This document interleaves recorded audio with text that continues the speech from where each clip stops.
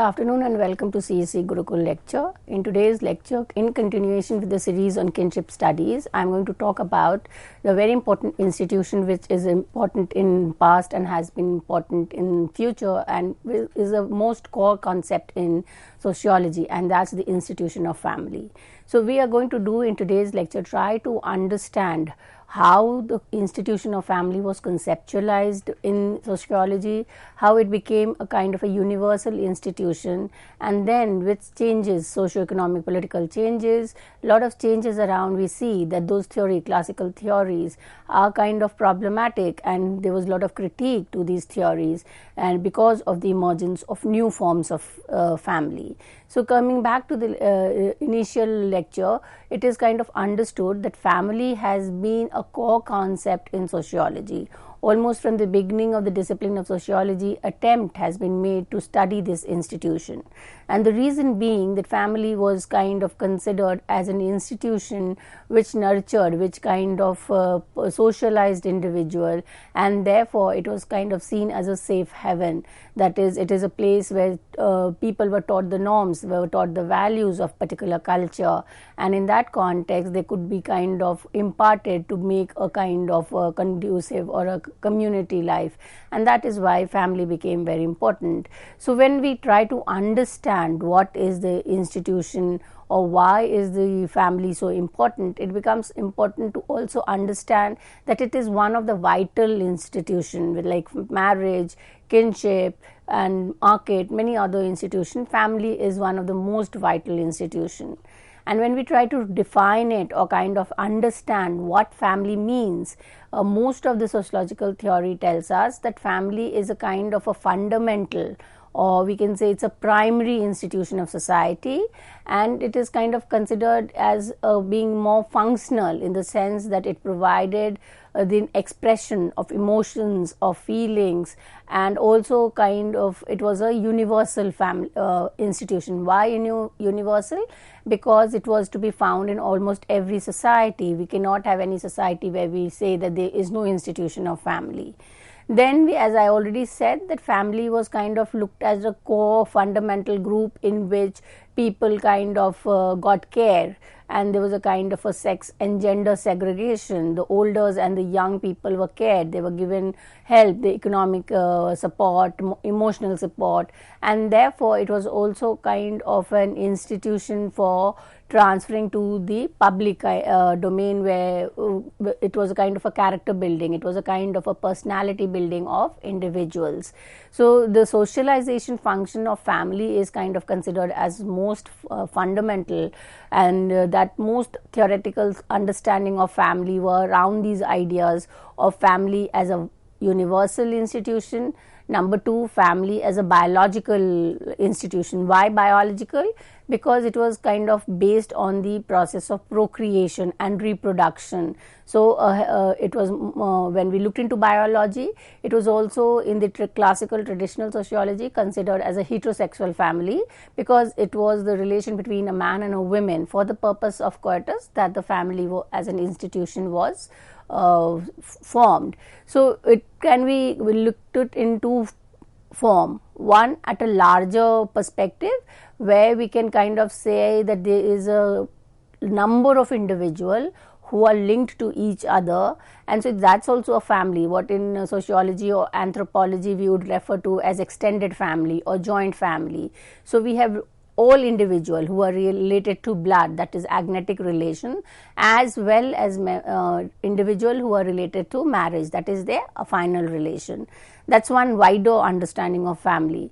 When we kind of have a narrow understanding, then we say it is a kind of most sociological definition would give us that a man and a wife and children. So the son and the daughter, that's the elementary family, which kind of was considered as the beginning of society. Now when we look into this whole idea of understanding family, and as I already said that it was kind of defined as universal. So now we try to question is family a universal?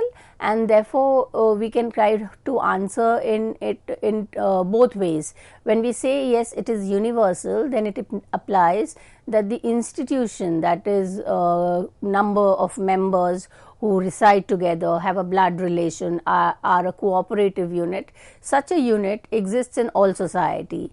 But when we kind of look into the structure or composition of the family, then there will be cross-cultural variation. So, in that context, when we look into the cross-cultural variation, then arriving at one specific definition of family would become problematic. So, in that sense, it can be said that there is no single structure or a pattern.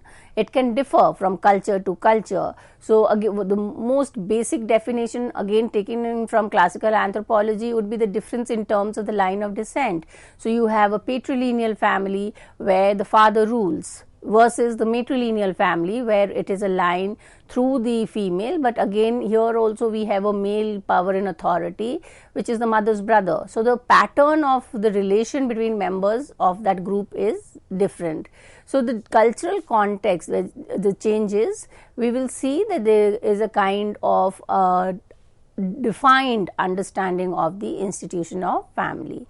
So, the whole idea that family as an institution is also not static, it is subject to change. So, when whether we go back to his past and compare the family in the past to the family in present contemporary society, we see a lot of change in the relations, we see a lot of change in composition, we see a lot of change even in terms of the structure. So, it has kind of been a constant part of every social life, but subject to change, and it has been influenced by the wider political economic changes that has been taken. So, there is a lot of changes that kind of helps us to understand, and in sociology of family, again especially in India, we kind of try to understand the concept of the transition from a joint family to a nuclear family. And then again this whole idea of a debate from the evolutionary perspective was that as industrialization, as modernity kind of comes in, the joint family of India breaks down to a nuclear family. But this understanding, evolutionary understanding, has been critiqued, and Professor A.M. Shah has kind of given us this idea that the whole concept of jointness is very complex. It needs to be kind of understood, and the idea that pre-industrial society or before modernity India there were joint family is also kind of questionable. So, according to A.M. Shah, what changes is the structure and composition of the family which is changing, and it's not in terms of kind of a very unilinear shift from joint to nuclear. So, one thing is for sure that family as an institution has been evolving, it has been subject to change, and as a result of which we see the formation of new forms, and therefore it becomes very important to kind of reimagine the understanding of family in kinship studies. So, they have been kind of when we look at a broader understanding and we say that family is a kind of an arrangement or a pattern among a number of individuals who shares a certain kind of relation, you share an affinal relation or you share an agnatic relation. So, there is a kind of a way in which that relation between the individual is structured. So, and that was the core, and that is why we kind of called elementary family as the nucleus of the society, because it was considered to be a composition in which your inheritance, succession rights, your relations, everything was determined in terms of the relation that was between the members who resided in that household. So, there has been kind of shift from earlier biological model of family, which was purely based on members sharing blood relation, to nowadays we have a lot of new forms. Contemporary societies have a lot of new forms which are not necessarily biological. So, we have a live-in kind of family where the couple decides to kind of build up a cohabitation without getting into the institution of marriage. Similarly, we have same sex family, or what is called as queer family. So, even in these cases the idea of biology is completely absent. So now when we try to, this is the kind of a overview of the lecture. So what I'll do is try to understand how the institution of family was conceptualized in classical sociology. Next, I will look into what is the problem of the theory, or what are the challenges that these theorization face. In other words, we can say how these theories kind of become incomplete in understanding the nature of family in contemporary society, and then we'll try to understand how the classical theory were kind of focusing more on functions of family per se. So, the first, let us look at the family in classical sociology. And when we talk about theory, especially in sociology, we basically talk about 4 or 5 schools or approach, or we can also say perspective. And these are functionalism, conflict theory, symbolic interactionism, and feminist perspective. This is the kind of a way in which sociology has been classified. Each of them provides a different way of looking at society. So, functionalism, as the term itself says, would focus on the functions of the parts of the society. So, the functionalism kind of argued that there was a relation between the part and the whole, and each part had a function to perform for the maintenance of the whole. In opposition to the functional theory, the conflict theory would kind of point out at the differences, at competition in terms of limited resources, in terms of difference of opinion. So, conflict theory will point out at the dysfunctions of the parts. Symbolic interactionism as a perspective comes in much later in sociology, which talks about understanding reality in terms of the meaning assigned, and this is kind of part of a cultural specificity where the meaning assigned would differ from culture to culture. And the last is feminist perspective. Now, feminist perspective, though it comes in much later in sociology, provides us a very critical understanding of the institution of family.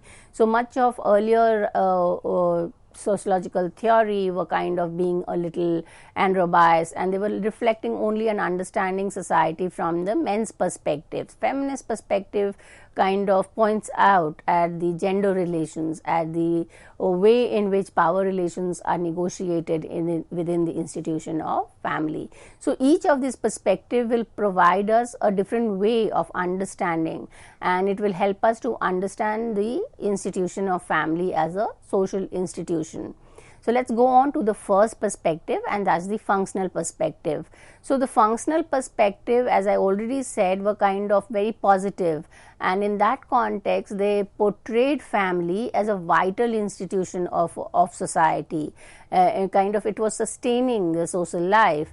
For the functionalists, the family kind of performed several functions, and these functions were necessary for maintaining the integrity of the society. So, the functions performed were both at the level of individual as well as the family as a collective unit, and they were kind of ignorant of the dysfunctional or the what it could kind of neglect. It was looking at family as all good, as all positive, and not looking at competition or any kind of neglect or any kind of misfit that a member of a family could feel.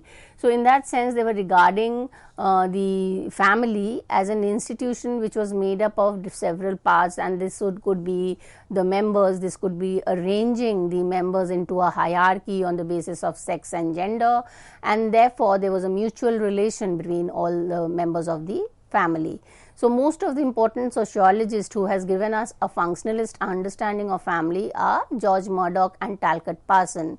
Talcott Parson gives us a very positive understanding of family and giving it as a space where individual kind of gets lot of nourishment, gets lot of norms and value. So, it was kind of looked at as an institution which was for very essential for socialization or for the transition of norms and values from the senior members to the junior members. So, when we look into Murdoch, for him, the functions that the family as an institution performed were obviously the initial was sexual behavior, that it is regulated the sexual relation between man and a woman, and the purpose why the family was set up was for procreation or reproductive purpose. So, each group which had a man and a woman would require an inheritor of their property, of their name, and that is why procreation was considered as significant. Now, when there was also kind of an economic cooperation, so it was also a economic unit, and the fourth function which I have said earlier is socialization. Talcott Parson pointed out at the efficacy of family, and he says that it rests on two important functions, again socialization of children and stabilization of adult personality. So, he would kind of argue that family was very important for the outcome of the individual's personality. And so, in modern industrial society, where the state had come to perform economic functions, that is through welfare provision, by kind of regulating the market, and also kind of giving welfare measures, taking welfare measure, lot of the functions which family was performing kind of got transferred to the state. As a welfare state, it made sure that there was kind of economic stability of the family, education was acquired by the member of family, but then still despite the state coming in and becoming important, at an individual level or at a micro level, the family still kind of is concerned in terms of the economy and education of the members. So, when we again try to look into very categorically what were the functions which the classical theorist gives us, and first is obviously when we talk about the classical theory, the term which is used is biological family. Why the term biological family? Because the understanding was that it is based on sharing of blood and through marriage. So, anyone who did not have were not agnatic or who were not related through marriage were considered as compound family or extended members, and so on and so forth. The core group was a biological unit. So, the biological function is very important, and that is that it was kind of family which gave legitimacy to the children. So, anyone born outside of marriage wedlock would be considered as illegitimate and would not be given the legal rights of inheritance. So, that was the important functions of family. It was both biological as well as regulation of legal rights. So, the very basic function of family is obviously that it provides shelter and provides the basic metabolical need. So, as a child needs protection, needs nurture, needs care, it is the institution of family which performs the function. It provides them shelter, provides them the food and the basic necessities of life. Family is also an economic unit, and in a time when these families were large, the composition was more, then it could be that there was kind of sharing of the product in a way that every member would kind of be satisfied and nobody was neglected. So, sharing of the economic profit or sharing of the produce among all the members of the family was very important. Now, household was kind of work which is also the domestic work. It was divided on the basis of age and gender. So, the family kind of then performs the role of division of labor. So, the elders are supposed to do less of the physical activity, and the women, because since if it's a kind of a patriarchal society, then again the distinction between the private and the public comes in, where women were kind of assigned the domestic work and they had to do most of the household work. So, that was the sexual division of labor. So, this is the functionalist theory which helps us to understand family as a functional unit.